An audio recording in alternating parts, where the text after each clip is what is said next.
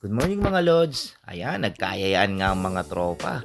Kaya pupunta kami ngayon sa Mansalay, dun sa Melsars, kung saan located yung Oriental Mindoro Heritage Park.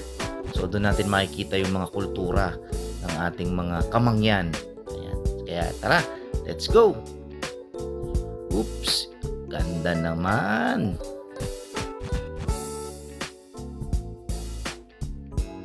Ayan, nandito na kami. Doon kami galing sa taas, oh. Ayan, medyo mataas doon sa pagpunta rito sa Melsars, no. Kailangan talaga kondisyon yung sasakyan. Siyempre, kondisyon din dapat ang driver. Ayan. So, let's go! Oops! Ang cute naman ng mangyayari.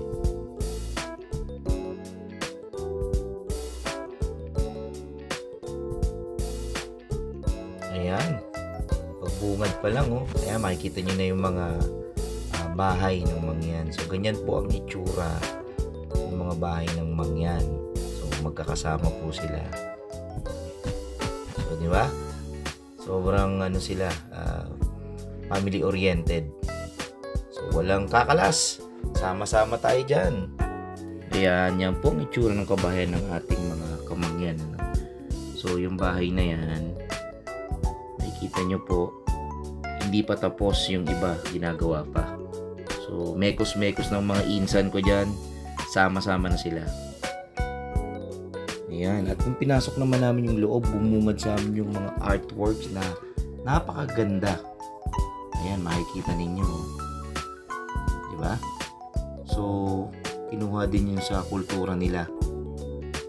Ayun, yung isa hindi artwork yun. Hindi ako nakatiis, nilapitan ko yung artwork. So, kung titingnan ninyo, no, di ba, ayan, no, nakikita ninyo. Pag lumalayo, saka lang lalabas yung pinaka-picture ng tao. Pero, pag nilapitan nyo siya ulit, nakikita nyo kung saan gawa. Sa pinagsama-sama pong kahoy. Ang galing, di ba, mga kamangyan? Ayan, no? Amazing.